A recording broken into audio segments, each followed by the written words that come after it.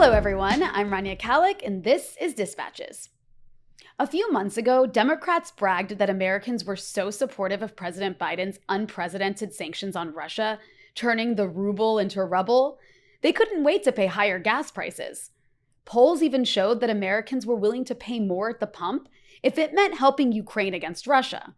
But now that prices are higher with no end in sight, Americans hate it. And Democrats and Republicans are pretending the sanctions they enacted have nothing to do with it. If you're a Democrat, it's Putin's inflation. It's Putin's gas hike. Pay no attention to the war effort. If you're a Republican, it's Biden's inflation. He ruined a fantastic economy left to him by Trump. And the only way to make it better is to make America great again. Again. Meanwhile, mainstream economists are warning of a possible recession and saying the only way to get inflation down is to raise interest rates and unemployment. And that's exactly the Fed's plan. So you sanction one of the world's largest oil and wheat producers after a devastating pandemic, yet somehow corporations still manage to rake in record profits, and then you want to sacrifice the working class so the economy doesn't totally crash? Oh, and by the way, it might still crash. What's really going on here? Who's lying? Is anyone telling the truth about why everyone feels like they're on a hamster wheel that could break at any moment? To discuss this and more, I'm joined by my Breakthrough News colleague, Eugene Puryear, journalist and host of The Punch-Out. Eugene, welcome back to the show. Rania, thank you so much for having me. Well, it's so good to have you back on. I'm glad that we get to do this. And I think it's a very important topic right now. So I guess to open, you've noted on your program, The Punch-Out, that there's, of course, plenty of wealth in America. Billionaires, in fact, have increased their wealth something like 70% since the pandemic. They added $2.1 trillion to their wealth since then. Yet inflation is out of control. I believe we just learned it's up 9.1% from June of last year, which is the highest it's been in a very long time. Meanwhile, wages are only up 5.2%. So clearly wages are not keeping up with inflation. And then we're being warned about this potential recession.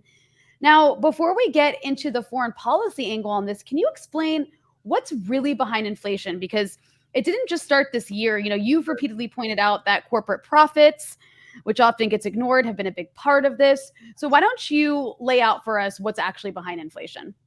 Yes, no, absolutely. And I think that you're very right. I mean, it's worth noting, basically, if you look year on year, the average person has had a 4% wage cut between June of 2021 and June of 2022, which gives you a sense of how serious it is. But what's really going on with inflation, right? And there's so many different theories and so many different things that are behind it. And, a lot of them have sort of elements of truth to them. And the one element of truth that I think a lot of people are talking about is the issue of, quote unquote, supply chains and other things that have created shortages. But to take one step back, I think it's important to sort of think about sort of inflation as we know it, right? Because inflation, there's sort of a natural inflation that happens over time. And I won't get into that now, but when you think in 1933 or whatever, milk cost a nickel or something, and now it's whatever it is. So there's a certain amount of natural inflation. But inflation becomes a political topic when there are these big, huge price spikes. And when we think about inflation, I think what we really have to think about is it's essentially the punishment that capitalism doles out to the economy when things are going well. So it's kind of a paradoxical thing because obviously inflation is very bad and everyone is like, oh my God, inflation, terrible crisis. And like I said, about a 4% wage cut. So it's a huge impact on working class people. But really inflation is happening because things are going well, which in and of itself speaks to the perverse nature of capitalism as a system. But inflation essentially happens when the economy is more or less going gangbusters. So the possibility of raising prices is a lot easier, right? Because you can raise prices somewhat and you don't have to be as worried about losing market share or anything like that because demand overall is high. Things are going well, people are employed, they're getting paid. And so you can have some level of expectation that if you raise prices, you being the company, that you are going to be able to get away with it, in other words, as opposed to when the economy is bad. So, people are spending less money, they're being tighter with their dollar. And so you don't necessarily want to raise prices because you might lose market share to one of your competitors. So inflation starts to happen for a range of reasons when the economy is going well. But that initial sort of piece is important because it's the economy going well that really creates the basis by which inflation can actually happen. So there are a range of things that can cause it. And when we look at inflationary crises throughout history, there are many things. So, and I'll get to this, you have the COVID induced realities that we've seen since 2020. That's a real thing. So it can be real things like that that cause inflation. Can also be essentially fake things, right? Like a group of companies have monopoly power over a certain sector, and they just decide because things are going well, we're just going to jack up the prices on something, and it's going to be what it's going to be. So there's also just general feelings like, okay, the economy is kind of going well, it's going better, so we can get away with the fewer of higher prices and so on and so forth. So ultimately, what happens is the expectations of the economy going very well can create all sorts of things that cause inflation outside of, supply chain shocks and things like that, or real things can happen like supply chain shocks that do actually affect the ability to, say, get goods to market and create the scope by which you can increase prices. But I'm going to come back to that as well, because there's an element of that. Just because there's less of something doesn't necessarily mean that prices should go up. But anyway, I just wanted to sort of lay some of the basis there for sort of these inflationary crises and how they happen, and the perversity of the system, that it's essentially punishment for things going well. And you see inflationary crises happen really as the economy is on an upturn. So when we look at our current, go ahead. No. I was just agreeing with you. Okay. Please. So when we look at our current moment, I do think it's more than fair to point to what took place with COVID-19 as being the initial driver of inflation happening in the country and in many ways around the world, because you have this basically total shutdown of the economy right away in the United States, and you have a big shift in the goods and services that people are buying, right? So instead of going to a gym, people might be buying a Peloton. So this shift from, going out and doing many things to buying many things and doing them at home, and shifting to, shifting around sort of how you do the various things that you want to do every day, then shifts the types of goods that are having. So, okay, yes, now there's many more things that people want to have shipped to their home. So that speaks to the production of those things, which also in and of itself, right, is being affected by COVID-19, because factories aren't able to open and run full out because workers are getting sick. And, there's also COVID-19 protections. Then you have the issue of shipping capacity. You have the issue of port capacity, which, prior to 2020 and prior to COVID was already an issue in the United States. And so all of these things can start to create supply chain bottlenecks that exist, which then ultimately makes it a lot easier for companies to say, well, look, everybody wants a Peloton, but there are fewer Pelotons. It's harder to make them. It's harder to get them here. And thus we're going to raise the prices. And that's, another interesting thing about capitalism, right? Because in socialism, the critique in capitalism is always, well, they're going to ration everything under socialism, and there's ration cards and there's lines. Well, in capitalism, your paycheck is your ration card. So ultimately, when there's a limited amount of goods, what determines whether or not you're one of the people who can get them is, can you actually afford it? So essentially, corporations start to put in place a form of paycheck-based rationing in order to address the fact that there is a limited ability to get these goods to market, in order to find a way, in order to, put them on the shelves and for people to buy them. So that caused an initial inflation spike price on a range of different goods and many other pieces like that is now filtered down into other parts of the economy, which are less related to COVID-19. But I do think it's fair to say that when we look at the initial spike in prices, to point to some of these pieces with COVID-19. But I say all that to say that when you look at the sort of broader reality of the nature of inflation right now, and we've seen this when the Economic Policy Institute has put together a report that has shown this very clearly, what you start to see is the vast majority of the addition to price increases has not actually been supply chain issues. It also hasn't been wages, which is about 8% addition, supply chain issues in the mid 30%, but profits has added about 54% of the cost of inflation. So the easiest way to think about that, since it's on a scale of 100, is for every dollar of inflation, about 54% is going to profits, 30 some odd percent is going to increased costs around supply chain issues, and about 8 cents is going to wages. So you can see right there that corporate profits are the biggest driver of inflation in this inflation price hike that we've seen over the past couple years, and certainly that we're seeing right now. And that's because companies know that most people don't know anything at all.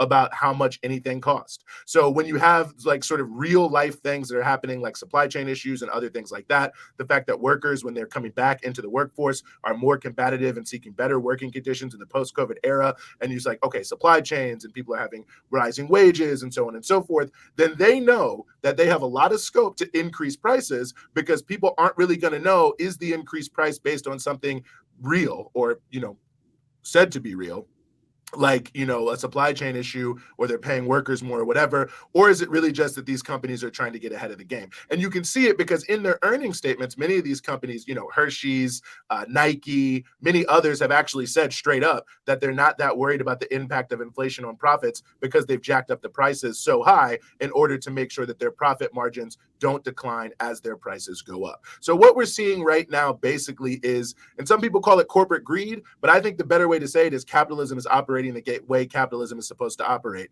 And that is, it's trying to increase profits at all costs, no matter what the results are for the average working class person. And they're using the various crises that are happening right now to make sure that they can increase prices to such a level that they're able to maintain the profits that they want, not the profits they need. I mean, if it's 54 cents out of every dollar and only 34 cents is going to supply chain, why are they increasing prices as much as they are? It's because they want to make the maximum amount of profits, not just a profit. And so a huge amount of the inflation spiking we're seeing is coming from the profiteering of capitalist corporations using crises of various types, real and imagined, in order to make sure that they're going to be able to still have their private jets, pay off their big shareholders, and pop champagne at the end of the year.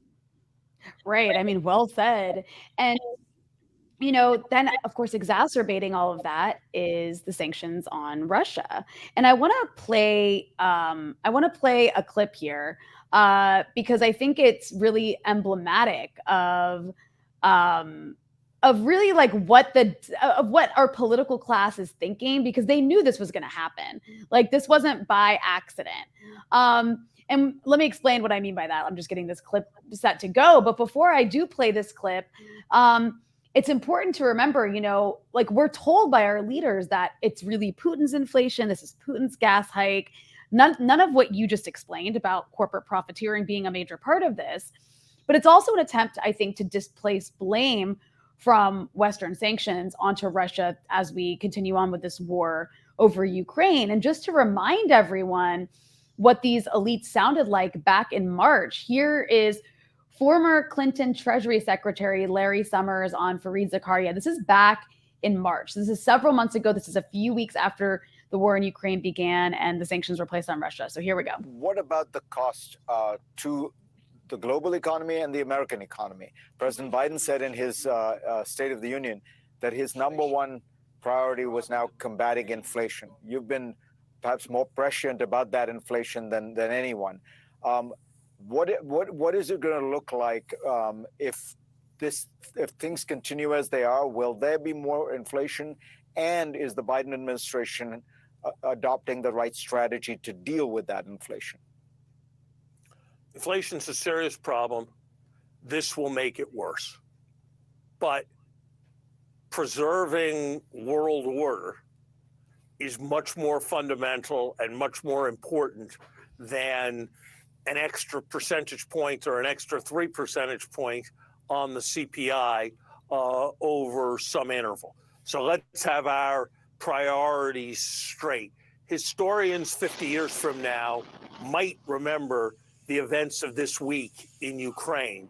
They will not remember the inflation statistics over the next 6 months. I'm an economist, but I'm a political economist, and I recognize what's most fundamentally important. Larry Summers, good to have. And so I think that's really important to hear, right? Because these people, our leaders knew this was going to happen. And now that inflation that Larry Summers said was going to make things, now that the sanctions that Larry Summers said was going to make things worse, now that the inflation has come to pass, Larry Summers himself is actually recommending that the only way to get inflation under control is to actually raise unemployment up to as high as 10%. And we can talk about that so-called solution in a bit. But first, Eugene, what is the role of sanctions on Russia in driving up inflation? And why is it so important that we do not divorce foreign policy from discussions about the domestic U.S. economy? Well, I think it's a very important, question. I mean, I think obviously the, war that's going on in Ukraine has played a major role because it's created at least the perception that there is a shortage or a potential shortage in the amount of oil and gas that's available, and the possibility that so it's again going back to what I said, the idea that there's some sort of shock in the supply and that demand for oil and gas is somehow outstripping the supply that exists. Now, whether or not that's the case, I think is a totally separate issue, and whether or not that should actually cause the prices at the pump to rise is again a whole other issue. And I think again you can see the massive oil companies are taking advantage of this. I mean, you look at Chevron, you look at ExxonMobil. I mean, they're actually increasing their dividends by billions and billions of dollars. Their share buybacks by billions and billions of dollars this year. So they're actually making record profits off of the high gas prices, and then they're giving that money back to their super rich investors by buying out their stock. And the people that then still hold their stock, there's fewer people holding it, so each individual stock is then worth more. So it's a huge giveaway. And so what you see happening right away is that ultimately, many of these companies actually could, if they wanted to, eat the cost of increased prices that they may or may not be paying in different ways. And it's complicated because of the way the oil and gas industry has actually worked. But they could certainly, eat the cost of this if they wanted to and not drastically increase prices. But they too are profiteering and taking advantage of the situation. But, listen, when you look at the oil and gas market, there is essentially a quote unquote cartel that exists, right? And that is OPEC. And OPEC in and of is directly limits the amount of oil that is produced. And there's not a gas cartel in the same way, but there are sort of negotiations that operate and sort of people looking at each other to figure out how to work this in order to make sure that the price is going to be at a certain level, so that those countries are going to be able to bring in a certain amount of income. Now, not every country that produces oil and gas is a part of OPEC, and the United States in and of itself, the oil and gas industry here is kind of at war with OPEC in many ways. And the rise of fracking was designed in many ways for U.S. oil and gas majors to then be able to try to steal a march on some of the largest oil and gas producing countries. But you're already in a market that is very tight. That's basically essentially what it is. So what the war has done is saying that you have an already tight market, and then now you have one of the largest players that is under major sanctions from the West. And there's both the actual impact of sanctions and the potential impact of sanctions that plays into this, right? Like, whether or not there's going to be a lessening of gas or oil produced from Russia. If, for instance, ships don't want to carry Russian oil and gas because they can't get insurance, because insurance companies don't want to run afoul of sanctions, or the shipping companies don't want to run afoul of sanctions, or banks that are addressing different transactions that need to be cleared for the contracts to work don't want to run afoul of sanctions. Mm-hmm. Then all those things potentially have a major impact on the supply in an already tight market, and one that's also governed very much by long-term contracts. There's something called a spot market in oil and gas,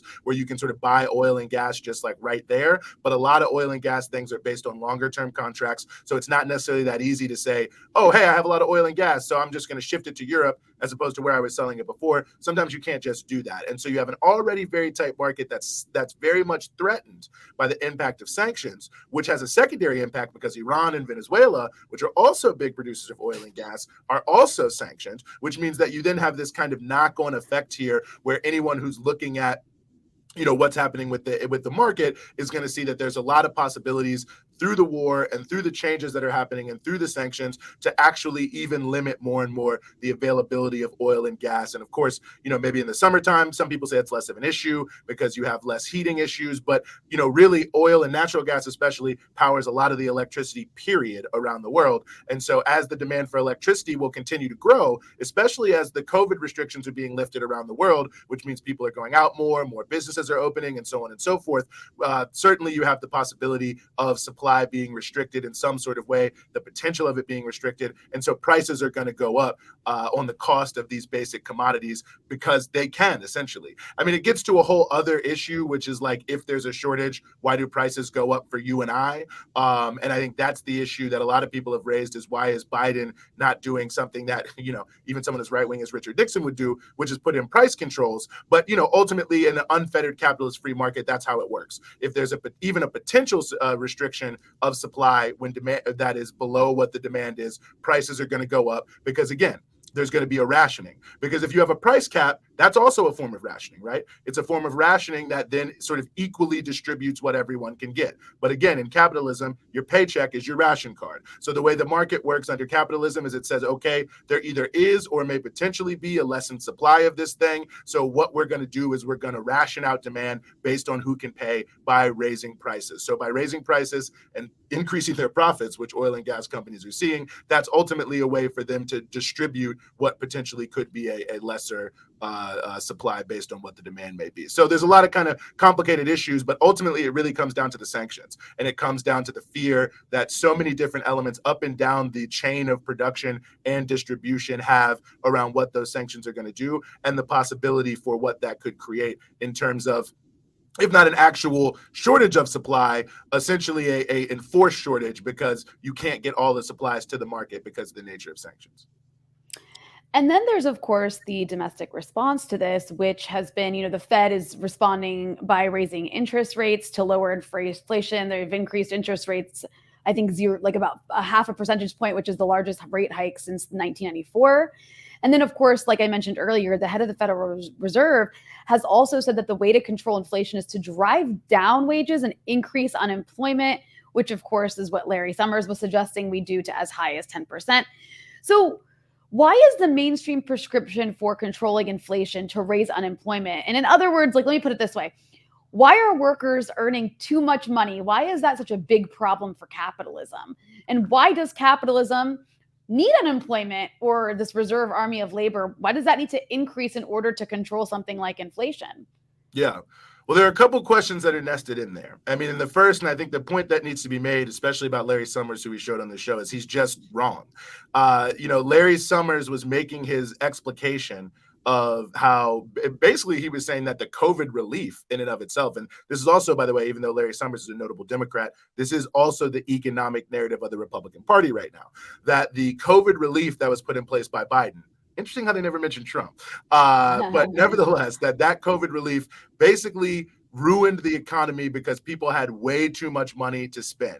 And so again, this goes back to the point I made in the beginning, right? Like there's a very paradoxical aspect of inflation because we think of inflation from the point of view of what we can't get because your dollar doesn't travel as far. But really inflation is caused basically by there being too much money in the system, which is why, and I'll come back to this, sort of quote unquote draining liquidity is, which is the same thing as raising interest rates. So reducing the amount of money available is seen as the biggest kind of blunt force instrument to address inflation. So the thought process there is that because there was, all this unemployment money, there was all this money being put into the child tax credit because people were getting help with their rent, all these various COVID relief measures, the checks that people were getting, that essentially they had too much money in their pocket and that the ability to have demand was far outstripping all supply. People could buy more than the economy could possibly produce. That's what they were saying. The reality is that is not true. And there's a kind of complicated, I won't get into it, way of measuring that really, where you measure what is the actual rise in GDP based on the potential rise in GDP. And that is supposed to be like the gap between what the economy, is the economy running full out? So if the actual rise is below the potential rise, then demand is not out of whack with supply. But if the actual rise is above the potential rise, then the demand is actually outstripping what the economy can produce, and thus it's causing inflation. Well, these are numbers that actually can be measured, and we can in fact see that the actual rise in GDP is below the potential rise in GDP. So there is in fact no actual crisis, as Larry Summers is saying, and as the Republicans are saying, that has created some sort of situation where people are doing so well that they're demanding more than what the economy can produce. It's just not happening. And so that's just part one, and I think that's very important about that. But it does speak to a deeper question that you're raising here about why is capitalism proposing this? So to go back to the issue of raising interest rates. So I said that raising interest rates is like a blunt force weapon, essentially, to address inflation. And I think that's the best way to think about it. It's a blunt instrument. And the concept is the same. If inflation is the punishment for the economy doing well, Well, you make the economy do poorly and inflation's going to go down, because you have a situation, you have this basic situation. The economy in and of itself is a very sort of credit-based economy. I mean, that's why you have these things like the repo loan market and these huge multi-trillion-dollar loan markets. That's why the stock market and the issue of, how deep the capital markets are is something that you hear about when you read the financial press, because really all the biggest corporations are buying, selling, trading, loaning, all these different sort of things to sort of grease the wheels of the economy. And of course, there's also personal credit and things like that exist. So the reality is that you need more money than the amount of economic transactions essentially for the economy to grow, because you need to be able to lubricate the potential for greater growth down the line, right? And so you have a situation when the economy is doing well, there can be, and this is sort of what Summers and others are speaking to, a lot of quote unquote money in the economy, perhaps, because it's the froth essentially on the top of the success. So when you have a situation like that, people are going to take more chances. If you're a company and you expect, well, listen, hey, credit is relatively cheap, the economy is doing relatively well, I'm going to take a chance and I'm going to try to expand my business because, hey, unemployment's also low, people are working, and a bank might say, like, all right, cool, like this is a risk, it's a chance, but we're going to loan you the money. Now, the opposite is true when the economy starts to go down.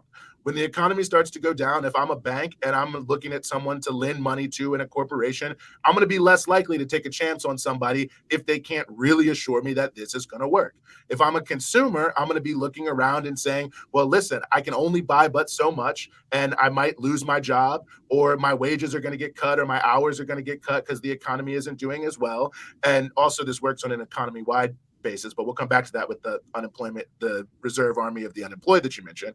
And so you're going to say, listen, I'm going to go for the cheapest possible thing because I can't necessarily assume my wages are going to go up or my hours are not going to be cut if it hasn't happened already, which means there's a lot less scope for corporations to raise prices. Because if I'm Target and I say, well, look, I'm going to go up $1, and Walmart's like, cool, I'm not going to go up at all, everyone's going to go, who is at Target is going to go to Walmart. Now, if the issue is the economy is going well and Target goes up $1, Walmart goes up 35 cents, you might say, well, okay, but I like, the Target brand or whatever. This is like a nicer looking shirt that I can buy off the rack or whatever it means. You're going to let some other psychological concern other than just the cost impact what you're actually doing. So up and down the economy, you can see when things are going well, there's more risk being taken. People are more willing to sort of build in the idea of increased cost as long as, they feel it's not going to massively hurt them, if it's going to, make them happier in some way, shape, or form. And that the opposite is true when the economy is going down. So what you do is you raise interest rates, which means you make the price of money higher, basically, of borrowing money, which means that a lot of corporations are going to do very poorly because they took the bet when things were going well and they're not going well, which means they can't pay, which means they're going to go down and they're not going to be able to refinance. And then you're also going to have a situation whereby and so that ultimately means the economy is going to contract and the economy is going to get smaller because you're not going to have the same ability to continue to expand because you're not going to have the same ability to have banks lend out cash to corporations or whatever. And the economy doesn't expand, it starts to contract, companies start to lay people off, people don't have jobs, they start to cut hours, wages are also going to go down because when the economy is not growing, workers don't have the same bargaining power against their boss because there's other people who have just been laid off who will come in and take a lower salary or whatever to do the same job, which also means then that it puts downward pressure on the actual cost of wages to corporations. So all these things sort of come together in a way to bring down inflation for sure. There's no doubt that when you forcibly contract the economy for the reasons I already listed, the inflation is going to go down. But on top of that, you're also going to get higher unemployment, further cut hours, lower wages, and things that are really going to hurt people, which is why I say it's a blunt force instrument. It's like the same idea that you use chemotherapy to go after cancer. It absolutely attacks cancer, but it causes a lot of other problems for the body. Now, of course, we don't have any other better solution when it comes to cancer as of right now. Hopefully we will soon. But when it comes to the economy, there are many other solutions that exist, but almost all of the other solutions that you could potentially put in place put the onus on capital as opposed to labor. When you contract the economy, the onus is on labor, not capital. And that might seem somewhat strange to people because it says, well, aren't businesses closing and things like that? 3 businesses close, the 1 business out of the 4 that's left then buys up the other 3 and gains market share and becomes an even bigger business. So they gain from that. So ultimately, capitalists as a class are actually not going to carry the main burden of contracting the economy. It's going to be the workers who are on the losing end. And so to just bring that all the way around home, what you mentioned about the reserve army of labor, which is a longtime Marxist concept, is that ultimately you have to have a certain amount of unemployment for capitalism to work. And in fact, when you look at statistics, full employment in the United States is still like 2-3% unemployment. So even full employment means there's a lot of people who are unemployed. And it's pretty basic, because if you have full employment, that means that workers have all of the leverage really vis-a-vis bosses, because you don't have anyone who you can fire and bring in someone else. The entire leverage that bosses have to increase their share of the proceeds of the business over workers is based on the fact that everybody knows that they can get rid of you at any time and bring somebody else in there. And in individual jobs, it's different things. That's why, skilled labor, quote unquote, although all labor requires some skill, is harder to replace, which means you have more bargaining power even in downtimes. But the basic reality remains the same, is that you have to have, for capitalist competition to be able to work, for capitalists to be able to get the most of the product that the majority of the product that is produced in their business, they have to have the ability to make labor weaker than them. And that ultimately is the overall goal of having some level of unemployment. And the greater the level of unemployment, the greater the leverage for capitalists, and the more they're able to do it. If everyone had a job, it would be a lot harder for capitalists to say, well, we're going to take the vast majority of the proceeds, even though we're just a tiny amount of people. I mean, that's a definition that a lot of people use of capitalism, right? Socialized production and private appropriation. It takes the people who work there to make everything, but a tiny number of people get the vast majority of the proceeds. And so without that leverage, it's very difficult for them to be able to do so. And so that's what this is really about when we look at the raising of interest rates by the Federal Reserve, which is essentially just an arm of Wall Street, is that inflation is rising. And rather than address it with things that we could get to, like a windfall profit tax, which is relevant because of the profit issue, or putting in caps on the price of critical goods, those things that would actually deal with inflation but put the onus on capitalists, they don't want to do that because the government is controlled by capitalists. And so ultimately what they're doing is looking for a solution to inflation that puts the onus on working class people as opposed to the rich people who run the Federal Reserve, Congress, and the White House. Yeah, and it's just also interesting the way that of course, capitalist-owned media frames everything, because they act like, just in May, there was this New York Times article. The headline was, "For tens of millions of Americans, the good times are right now." And it just went on to explain how amazing the economy is doing, when, as you've talked about a lot on the Punch Out, that actually hasn't been the case for a lot of Americans, not to mention people around the world, but especially for a lot of Americans who are living paycheck to paycheck, as we know, one medical emergency away from being bankrupt. And, that's a different, story to get into right now. But I want to ask you another pretty broad question here, because we're hearing warnings of a recession. And that all of this is, of course, necessary, not just to prevent inflation, but to actually prevent a recession. Can you explain to our audience, what is a recession? And are recessions a built-in feature of capitalism? Well, yes, I think it's an important question. I mean, a recession, a technical term, is basically just a number of quarters of negative growth, of consecutive quarters of negative growth. I think it's 2 consecutive quarters of negative growth, if I have that exactly right. And recessions and depressions, it's sort of like the same thing. Like if it's a longer, number of consecutive quarters where there's negative growth, then you're in a depression as opposed to a recession. But, those two things are basically, are in fact intrinsic to capitalism. I mean, the idea that the sort of economy goes up and down, that fact in and of itself is intrinsic to capitalism. And that is something that can't be wiped away. And all you really have to do is just look at the history of capitalism. And the history of capitalism is a history of booms and busts. You can't get away from it. Whether you look at it at a chart, whether you read it in a book, the history of capitalism is that sometimes the economy is going up, sometimes the economy is going down, and that there's always big, the panic of this year, the depression of that year. I mean, these are huge markers, really. I mean, the panic of 1873, the recession of the depression of the 1930s. I mean, oftentimes our history is actually marked by the nature of these downturns and upturns in the fortunes of the capitalist economy. So beyond any sort of just basic theorization of that fact, I think we can look at the empirical evidence in and of itself proves unequivocally that this is in fact a feature of capitalism. And there are reasons for that, reasons why it happens, and reason why it happens seems to be happening more frequently the sort of older capitalism seems to get. And the basic sort of underlying reality of why these booms and busts are happening is something that's called a crisis of overproduction in Marxist economic terminology. And that the basic fact is that capitalism's ability to produce can far outstrip the ability to sell the goods that are out there. And that really the impetus for capitalism is profit, right? Why would you ever invest in any business or want to run any business other than profit? I think almost everybody knows that about business. And that sort of insatiable drive for profit is the thing that drives everything really about capitalism. And the nature of competition is what really drives that. Because even if, let's just say, for instance, to go back to that Target Walmart example, if there's a possibility for you to make more profit and you decide not to for whatever reason, and your competitor does decide to do that, then ultimately you're going to lose market share and your company's going to lose out. So there's no room for morality. There's no room for human consideration in capitalism at all.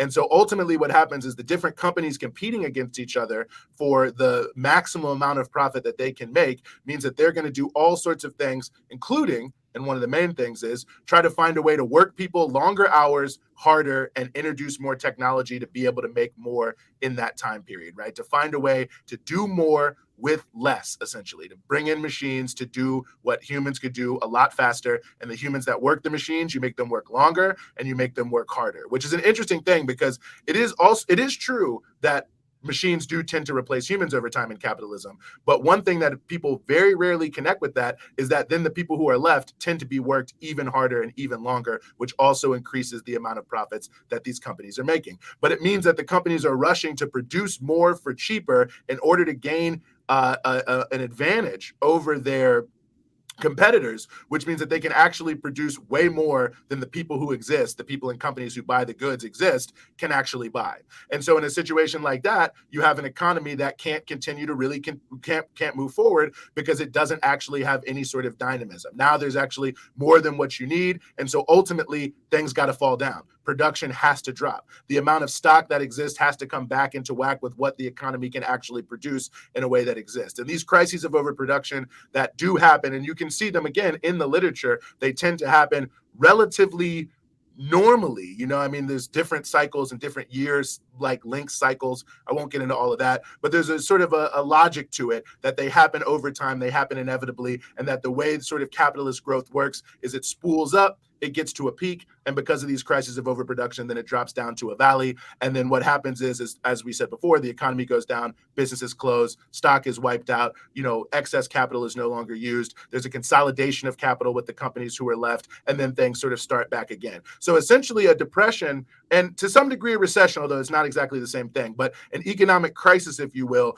is almost like a way that capitalism is kickstarting itself, that it's a way of resolving the problems that it's created by its own success. So again, going back to the point I made in the beginning, this is one of the perverse elements of capitalism, is that its own success are the seeds of its own demise. And the only way to resolve the challenges that its success creates is actually to then tank the economy and basically start again on a new cycle of production. And so again, it's workers who always bear the biggest brunt of these ups and downs and the unpredictability of it, not the capitalists. But that is the nature of capitalism, that its own processes of production lead it into a situation of crisis. And then it can only resolve that crisis by essentially reducing its own dynamism for a period in order to sort of clear the decks, if you will, and kickstart what's happening there. So these are things that are absolutely features, not bugs, of capitalism that happen consistently over time. And I think, there's other kind of complicated things that I don't want to fully get into because you kind of have to know all of the different terminology to understand what I'm saying. But,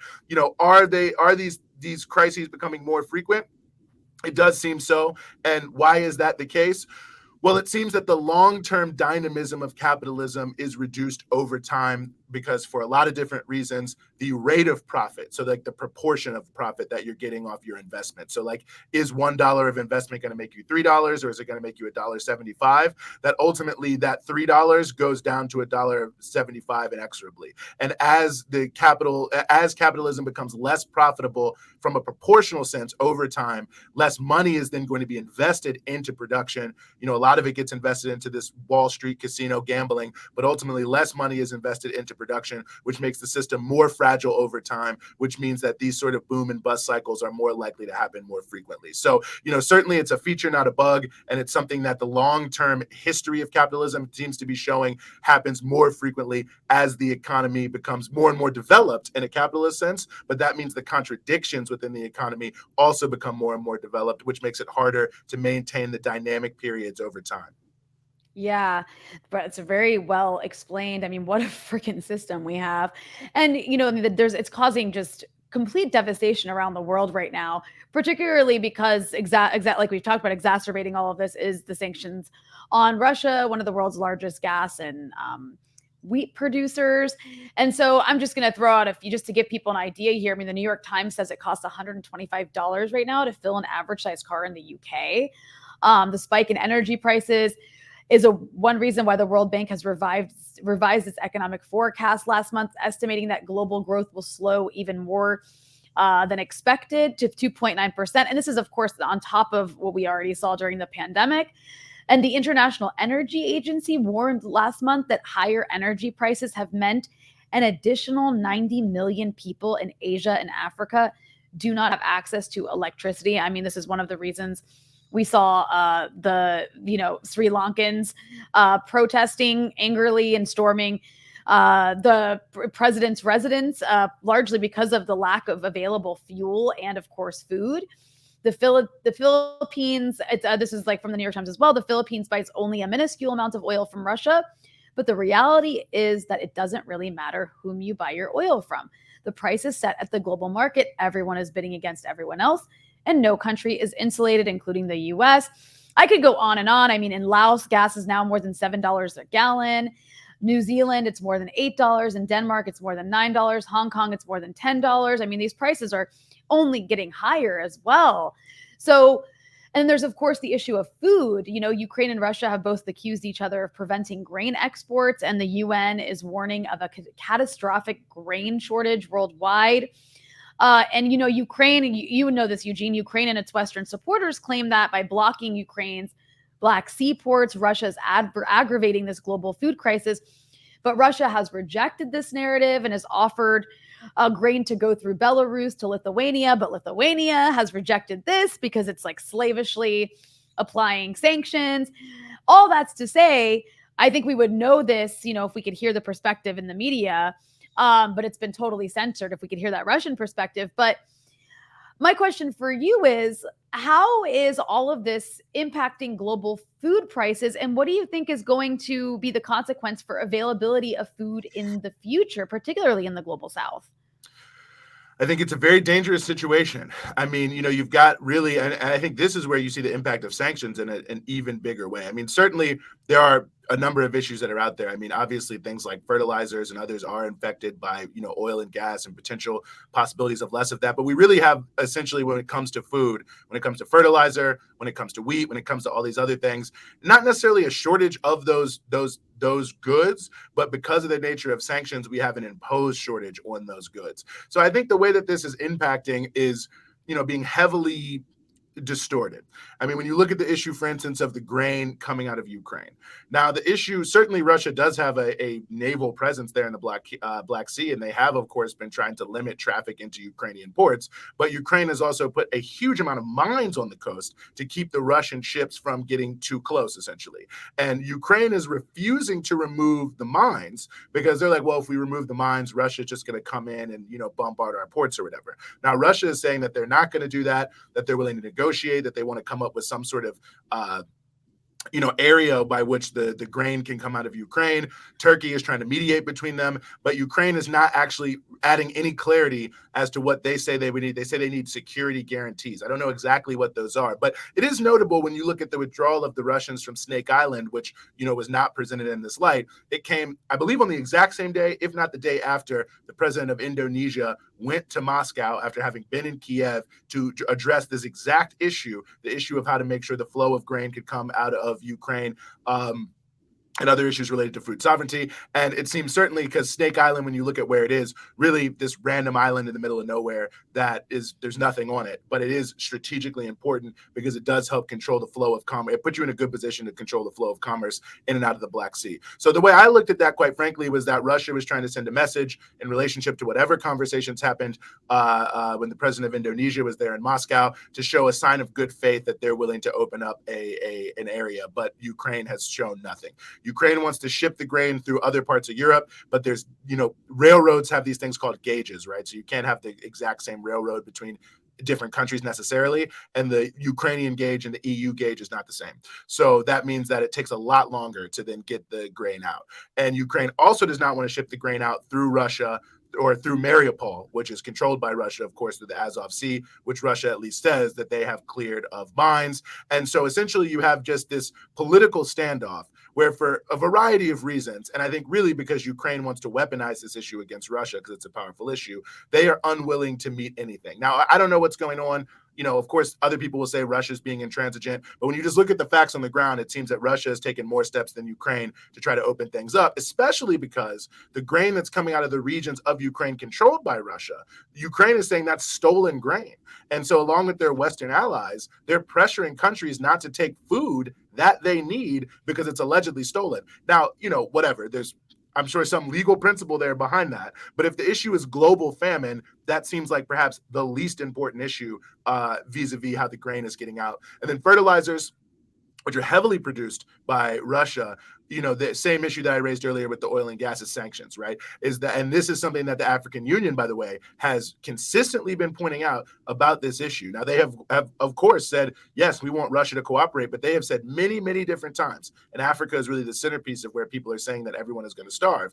Many, many times, African countries, the AU, on multiple levels have said, these sanctions are making it difficult for us to do business with Russian companies that are selling not only food supplies, but also fertilizer, and that we have to make sure that the sanctions don't get in the way. And this is also an issue that has come into play with other countries that have also been, almost all of the conversations you see now between Putin and any world leader outside of the West, of course, are around this issue of fertilizers. And this very issue comes up of like how they're going to try to find a way to get around sanctions in order to make sure that they can export things. So Russia actually has plenty of their wheat ready to go, plenty of fertilizer ready to go. Russia's a big exporter of all types of food products ready to go. There is, not as much grain, of course, as is normally produced in Ukraine, but, farmers in Ukraine in both the east and the western part of the country still producing. So, sunflower seed oil, which is another big product that comes out of this region. It's mainly there, but because of the nature and of the sanctions that are existing on Russia in particular, and because of the sort of geopolitics of the war, and I think Ukraine wanting to use this as a chip against Russia, it's creating the space where not as many of the food supplies and the fertilizer, which will become critically important in the growing season in the second half of this year, which then speaks to 2023, right? Because, okay, a lot of the growing season is happening now. I'm saying that there's not a lot of there's a lot of things that are being produced that can't get out because of sanctions. But if fertilizer is one of those things, it can have an even bigger impact on production for food in 2023, which means the sort of real impact of the food crisis could actually be kind of a delayed ticking time bomb here. And all of that is really coming together to create a massive issue. But certainly if the United States, which claims, by the way, the US and the EU will claim when pressed, oh, well, the sanctions aren't around food or critical needs or things like that. That's totally fake. The reality is you create these huge sanctions regimes, doesn't matter what you build into it, people don't want to do business because they don't want to take a chance that it's going to somehow get them embroiled in some major legal case with the US government or with the European Commission. And so ultimately, unless they're going to lift the sanctions on the various Russian companies that are working here, unless the EU and the US, who is 100% supporting Ukraine, are going to put pressure on them to remove some of these mines. Ukraine, by the way, is now saying they've put so many mines out there, they don't even know if they can remove them. Then this issue is not going to be able to be resolved. And there's going to be these, what are essentially artificial shortages being created that are going to have huge impacts on people all around the world. Right. And, I think it's also like I've talked about on this show a lot. And we talked about on the freedom side as well, how Russia has been able to withstand the sanctions and the ruble's higher than it's ever been, largely because Russia's this like commodities powerhouse. And of course, the sanctions haven't really hit Russia yet. At least like as we've seen. But I also think that the West did underestimate the size of the Russian economy and the importance of it internationally. But that said, while Russia hasn't really experienced much consequences domestically, the current ruling administration is, I think, experiencing the consequences on top of course, the American people. Right now, I just want to talk about a couple polls that have recently come out. Only 28% of Americans support Biden's handling of the economy. And that's from a poll actually from last week. Only 50% of Democrats do. But we actually learned, specifically speaking about Democrats, this is actually for Biden, this is very troubling. 64% of Democratic voters say they would prefer a new Democratic candidate in the 2024 presidential election. This is from a New York Times poll that just came out in recent days. Excuse me. With only 26% of Democratic voters saying that the party should renominate Biden. And even worse, among young people, 94% of Democrats under the age of 30 said they would prefer a different presidential nominee. I'm sorry, I'm having a coughing attack suddenly. But Eugene, why do you think so few support Biden's handling of the economy? And what do you think it means for Democrats politically? And also, to add to that, why are Republicans not the solution? Because that's important to know. Yeah, no, definitely. I mean, I think it's relatively obvious because he's not doing anything. I mean, when you look at, what is actually taking place, it's 100% clear that Biden is actually not doing everything he can to address the issue of inflation.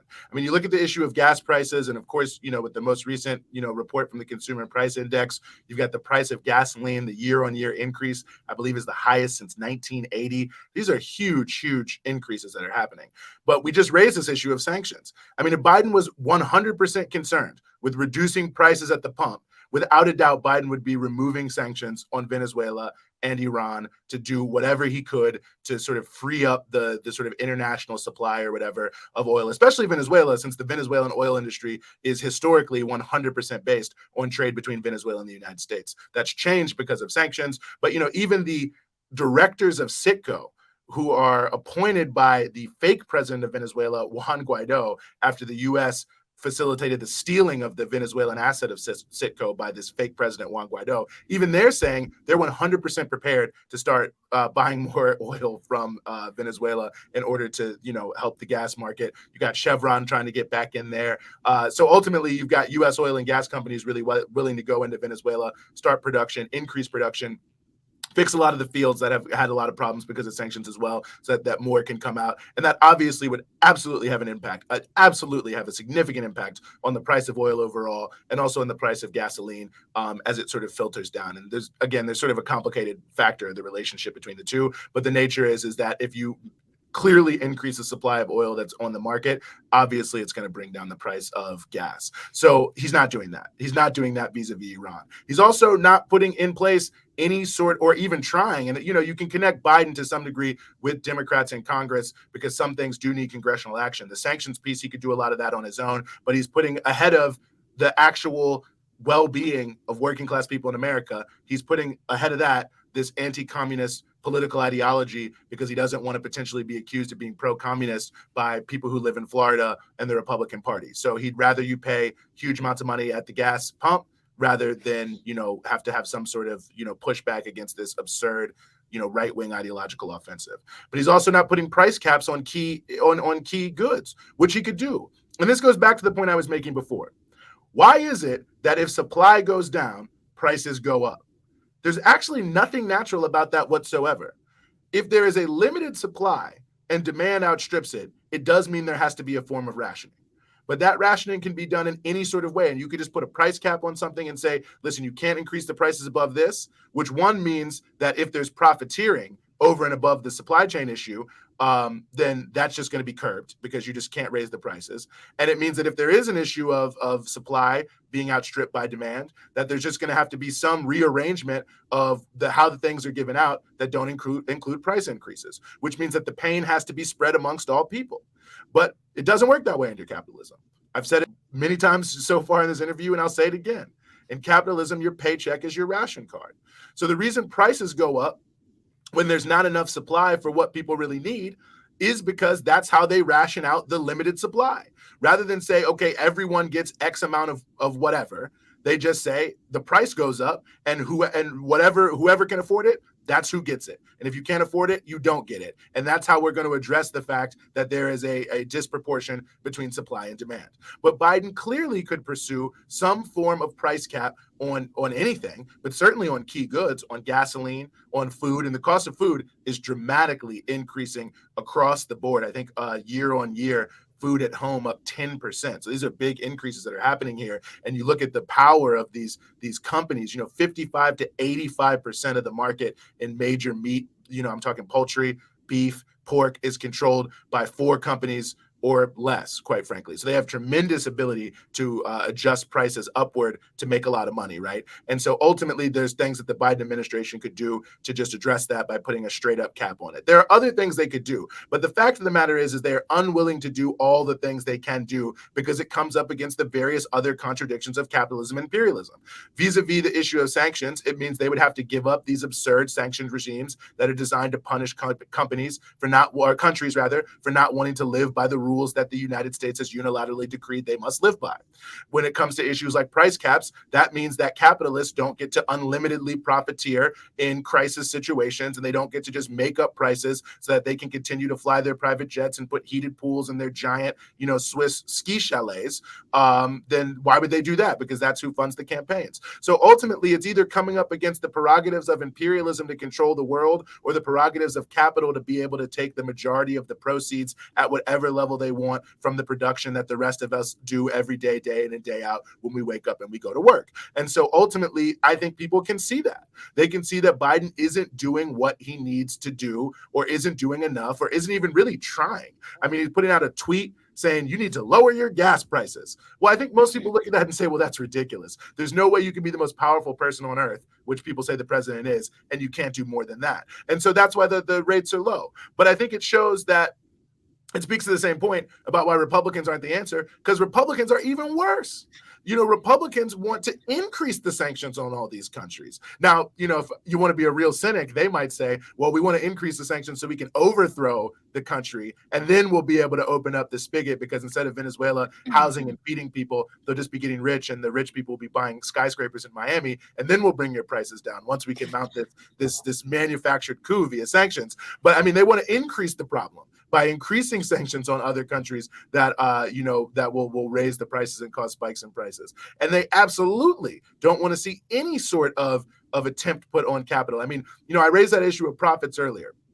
The easiest way to address inflation driven by profits is to raise taxes, because if you know for sure more of your profits are going to be taken from taxes, you're not just going to randomly create things. Again, I said, 54 cents out of every dollar of inflation is going to profits. So if I know that 20% of that is going to be wiped away by taxes, well, there's no way I'm going to keep raising prices at the same level, because I'm not going to benefit from it as a company at all. But we know Republicans, not only do they not want to raise taxes at all, they want to lower taxes on people. And certainly Republicans don't want to see any sort of government control over any sort of aspect of the economy. So anything like a price cap or anything like that would actually help people, they're going to be against that too.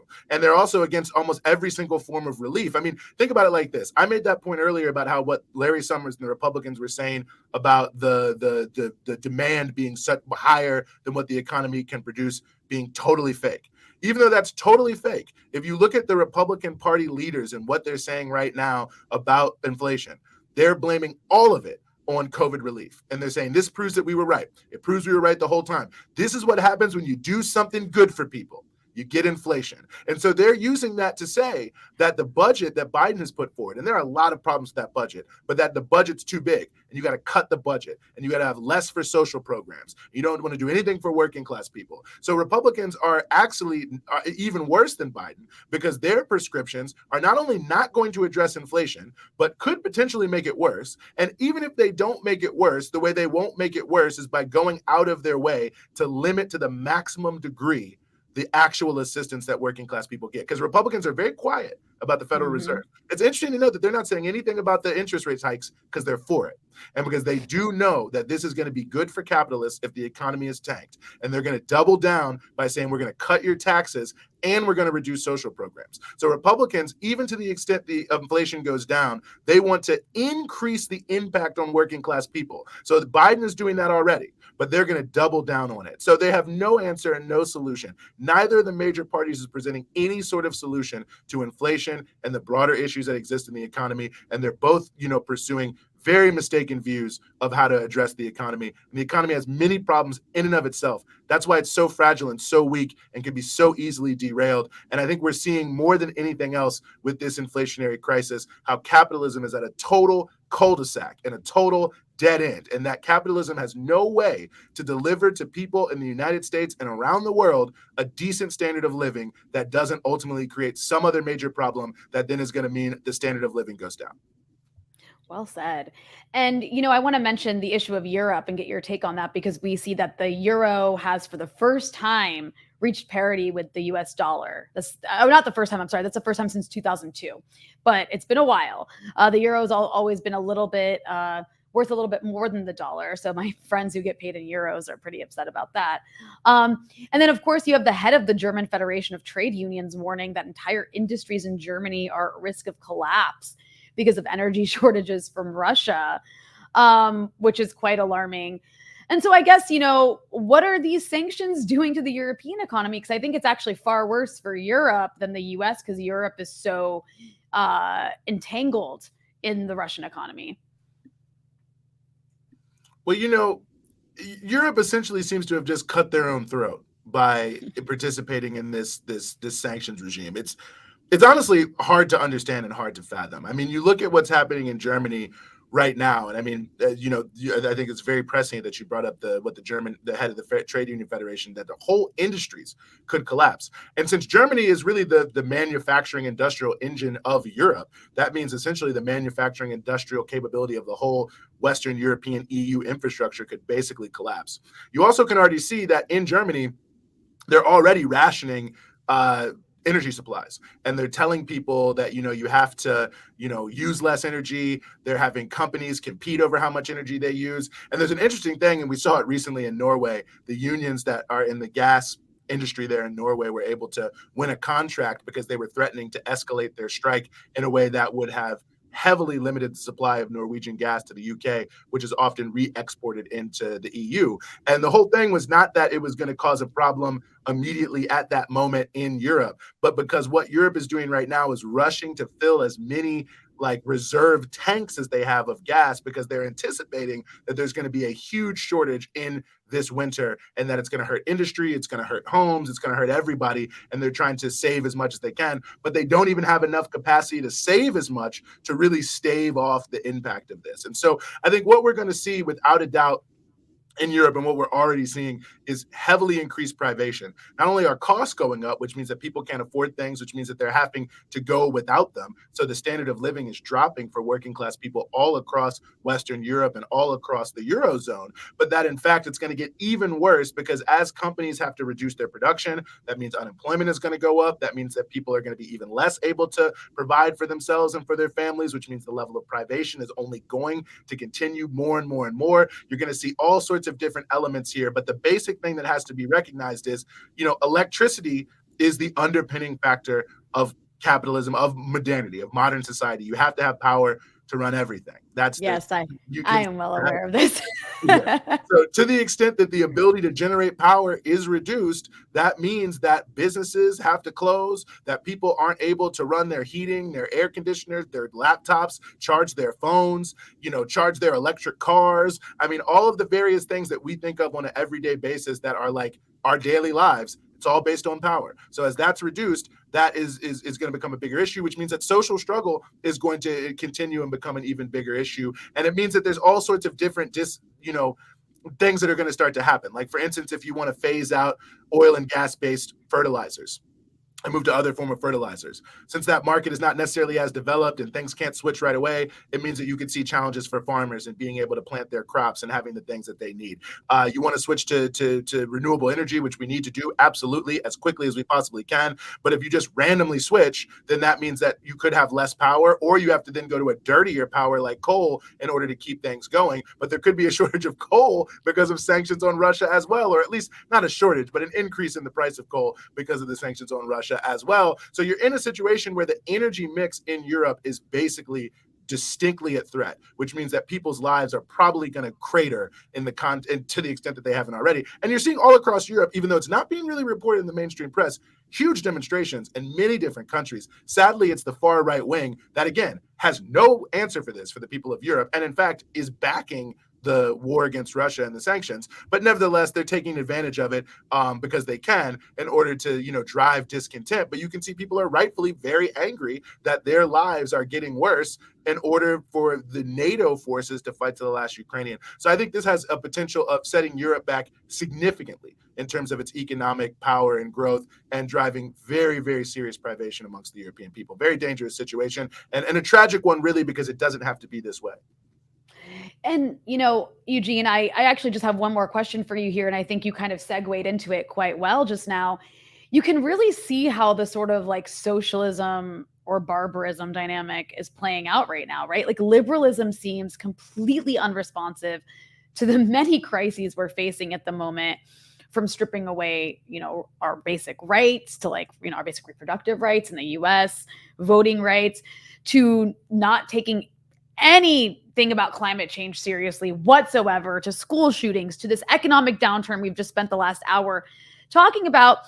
All Democrats are capable of is asking for donations and like telling us to vote harder. And then Republicans, as you laid out quite clearly, and just the right wing across the West and in general, is like, oh, we just need more privatization, more tax cuts. People are really desperate for something to change. And as we know, it's moments like this when fascism can prosper, but also it's moments like this when socialism can prosper. So as a longtime political organizer yourself, as well as a journalist, how do you see things playing out? And I'm not, I know no one can predict anything really, but how do you see things playing out? And more importantly, what do you think people should be doing and focusing on in a moment like this? Because like you said, the far right across Europe, across the US, across the world really is taking advantage of this moment. So I hope the left takes advantage of it as well. So what are your thoughts on all that? Yeah, well, I think the future, I think we can predict that what you said is true, that there's going to be an increase in chaos. And I think that in totally unpredictable consequences for things that we don't even know. I mean, you look at the climate crisis, you obviously look what's happening with wars expanding all around the globe as the sort of rapaciousness of imperialism continues to grow as their hegemony starts to slip. It's sort of like backing an animal into a corner. It's actually becoming more dangerous now as its model is becoming more and more clearly and obviously obsolete. All of these things put together, I think, portend that there's going to be greater chaos and greater turmoil in the world. So I think people have to focus on what the alternative is and what the sort of base level values have to be in order to turn things around. Because, it really can't just be a policy discussion, because as we've seen and as we've talked about this entire interview, the sort of policy tools of capital are not, in fact, in any way, shape, or form going to solve any of the problems. They cannot meet the scale of the challenges. I mean, you look at the climate as the biggest example of that, but it's even, beyond that, just the fact that the US can't even pass enough infrastructure dollars to fix all the bridges that could collapse at any time in and of itself gives you a sense of the decrepitness of this system. And so we have to really think, what are the base level things that we need to prosper as humanity, and what kind of system can go against that? And and can actually establish that and can cut against the grain, I should say, of what exists right now, right? And I think that basically comes down to the values of capitalism versus the values of socialism, in my view, and really clarifying that for people. Because, in capitalism, there's one value, and it's the almighty dollar, as they say. It's profit. Everything that is produced to make money. And only incidentally does it do it. You don't make clothes because people want to wear clothes. You don't make food because people need to eat. You don't make housing because people need a roof over their head. You don't have health care because people need to be healthy. You have all those things because they can generate money. And you got other things that who knows why we need them, but we're still buying them. And so that's the nature of capitalism, is everything is produced only for $1. And to the extent it doesn't make money, it's not going to be produced. That's why you have a crisis of affordable housing, because at the end of the day, it's not that profitable to make housing for poor people. So there's never going to be enough of it, because there's not really any sort of incentive in the quote unquote economy to make it happen. But socialism is a very different sort of proposition, which is saying that people do have a basic right to a livable planet, to education, to a roof over their head, to healthcare, to eating. Like, basically, socialism is saying that the key goal of society is to make sure that every single person lives the best, longest life they can. and that everything should be subordinated to making sure that every single person lives the best, longest life they can. And so if that's a fundamental value that people agree with, and I think most people could get down with that, that like, yes, the number one goal of all structures created to govern this society and everything in it is to make sure that I live long and that I live well, and that everyone who is related to me, who I know, who lives around me, also lives long and lives well, then you basically are for socialism. And what is the difference between what can be and what is? It's only the power of capitalists, a tiny group of people, over the government, the so-called state, that they use to repress you. Why do people follow the law at the end of the day? Because they know they can go to jail or be killed by the cops. And so the repressive value of the government is the key factor. The government, we know, is controlled by big money and controlled by big business. And because they have this repressive instrument in their hand that they can use and manipulate to prevent the things that we know could solve the problems we need from that are happening, that could solve the problems that are happening, then that's the only difference. So if we change that we can have nice things, basically, for lack of a better term. And so I think that's the moment we have to really take advantage of here now, is people are desperate. People are looking for change. They are looking for solutions. And that's why fascist movements are popular, because they offer you very easy solutions. They offer you Occam's razor kind of solutions to the problem that you're having. There's 20, 30, I mean, you look at the example of America, and you look at what's happening with the so-called MAGA movement and these other far-right fascists. They're saying to people, well, listen, when were things good for your grandparents, maybe 1950s, things like that? Things were good then, right? People had houses, they had this, they had that, you had jobs, you had this, you had that. The country's been hollowed out. They're bringing in all these new people. And that's what they say. Well, back then, there weren't any immigrants here. Back then, they didn't have all, people running around with rainbow flags. Back then, women knew their place. They stayed in the home. Back then, black people, you knew what was going on with black people. They weren't asking for too much. And so then you look at that and say, so what's the difference now? You got black people demanding all this. You got gay people demanding rights. You have women trying to get out here and work in the workforce. You have people coming from Central America. So what's Occam's razor? What's the biggest difference? Right? So that must be the problem.